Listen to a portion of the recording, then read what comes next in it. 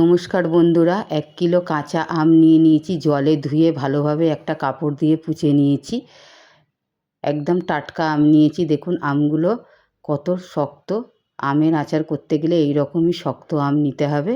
একটা ছুরি দিয়ে আমের বোটাগুলোকে আমি কেটে খোসা ছাড়িয়ে নেব।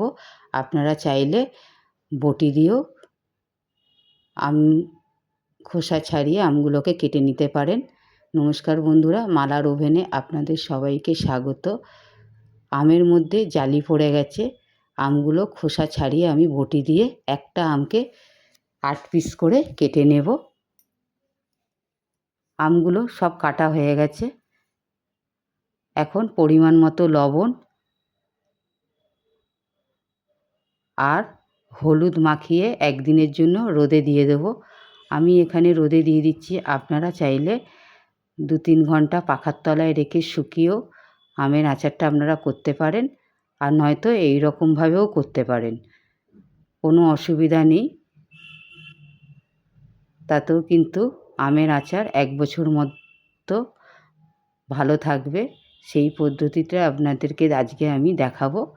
একটু ধৈর্য সহকারে রেসিপিটা দেখার অনুরোধ রইল। দেখুন আমে জালি রয়েছে।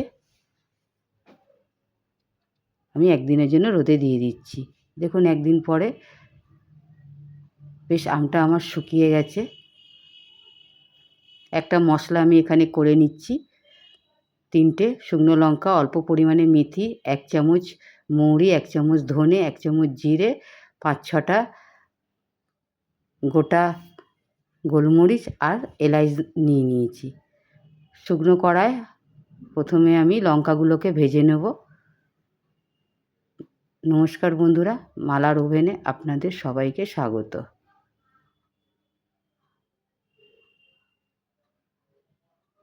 গোটা মশলাগুলো ভালো করে একদম লো ফ্লেমে হালকা কালার আসা অবধি ভেজে নেব।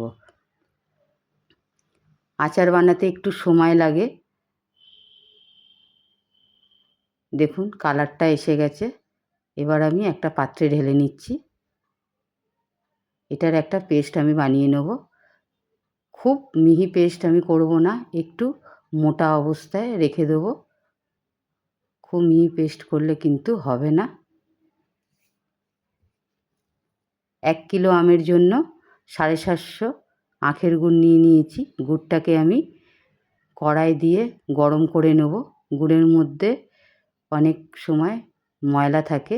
এইভাবে গুড়টাকে গরম করে নিলে ময়লাগুলো অনেকটাই বেরিয়ে যায়।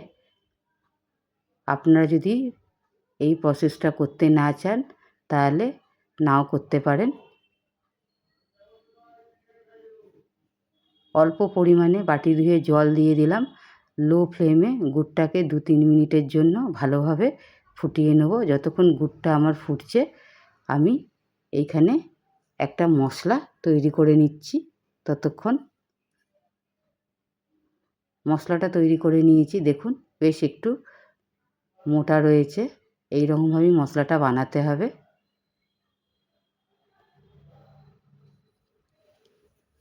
গুড়টা আমার হয়ে গেছে, একদম পুরো মেল্ট হয়ে গেছে। গ্যাস বন্ধ করে গুড়টাকে একটা চা ছাঁকনির সাহায্যে আমি ছেঁকে নেব।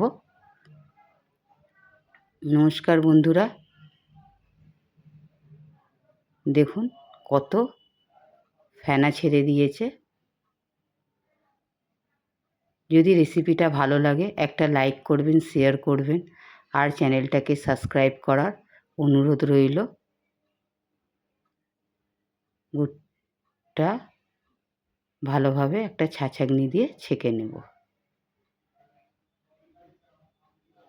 এইভাবে আচার যদি বানিয়ে আপনারা একটা জারে ভরে রেখে দেন, 1 বছর অবধি খুব ভালো থাকবে, খারাপ হবে না। ফ্রিজেও রাখার দরকার নেই। দেখুন কত ময়লা বেরিয়েছে। এই প্রসেসটা করলে একটু সময় বেশি যায়। কড়া বসিয়ে পরিমাণ মতো সর্ষের তেল দিয়ে দেবো। 50 গ্রামের মতো তেল আমি এখানে দিচ্ছি। আর আচার সবসময় সর্ষের তেলেই ভালো হয়। কিছু ফোড়নে আমি দিয়ে দিচ্ছি তেলটা গরম হয়ে গেছে। 2টো শুকনো লঙ্কা, 1 চামচ পাঁচফোড়ন দিয়ে দেবো।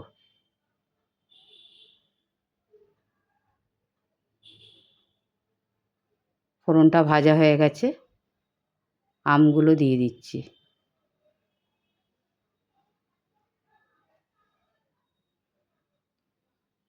ভালোভাবে ফোড়নের সঙ্গে আমটাকে নাড়িয়ে নেব।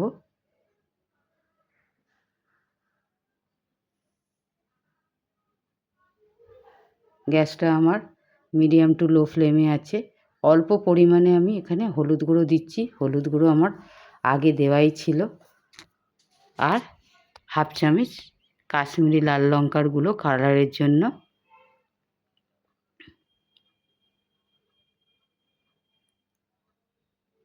ভালোভাবে মিশিয়ে নিচ্ছি। এইবার এই আমেতে আমি বিট লবণের ব্যবহার করব। 1 চামচ বিট লবণ দিচ্ছি। যখন আম শুকোতে দিয়েছিলাম তখন রেগুলার লবণ আর হলুদ মাখিয়ে দিয়েছিলাম। এখন আমি বিট লবণ ব্যবহার করলাম। বিট লবণ দিলে আচারের স্বাদটা কিন্তু আরও অনেকটা বেড়ে যায়। গুড়টা দিয়ে দিচ্ছি। গুড় দিয়ে 10 থেকে 15 মিনিট মিডিয়াম টু লো ফ্লেমে আমগুলোকে ভালোভাবে সেদ্ধ করে নিতে হবে। গুড়ের সঙ্গে আমগুলো ভালোভাবে মিশিয়ে দিলাম। 10 মিনিট পরে দেখুন আমগুলো বেশ কিন্তু ভালোই সেদ্ধ হয়ে গেছে। 1 চামচ ভাজা মশলা আমি এখন দিয়ে দিচ্ছি। আরও ভাজা মশলা আমি পরে ব্যবহার করব।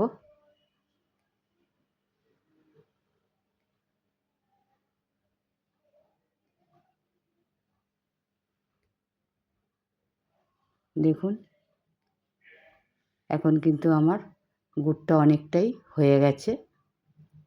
আর অল্প 1-2 মিনিটের মধ্যে আচারটা আমার রেডি হয়ে যাবে। 1 চামচ ভিনিগার দিয়ে দিচ্ছি। ভিনিগার দিলে আচার অনেক দিন পর্যন্ত ভালো থাকে। আরও 1.5 চামচ ভাজা মশলা আমি মিশিয়ে দিলাম। ভালোভাবে মিশিয়ে 2-1 সেকেন্ডের জন্য ফুটিয়ে গ্যাসটাকে অফ করে দেবো। এর থেকে বেশি কিন্তু গুড়টাকে জমালে ঠান্ডা হয়ে গেলে আচার গুড় খুব আঠার মতো হয়ে যাবে। তাই এই প্রসেসে আমি গ্যাসটা অফ করে দিলাম। একটা পাত্রে ঢেলে আপনাদেরকে দেখাচ্ছি। দেখুন কত সুন্দর হয়েছে। একবারও এরকম করে বানানোর অনুরোধ রইল। ভালো থাকবেন, সুস্থ থাকবেন। আবার দেখা হবে অন্য কোনো রেসিপিতে। নমস্কার।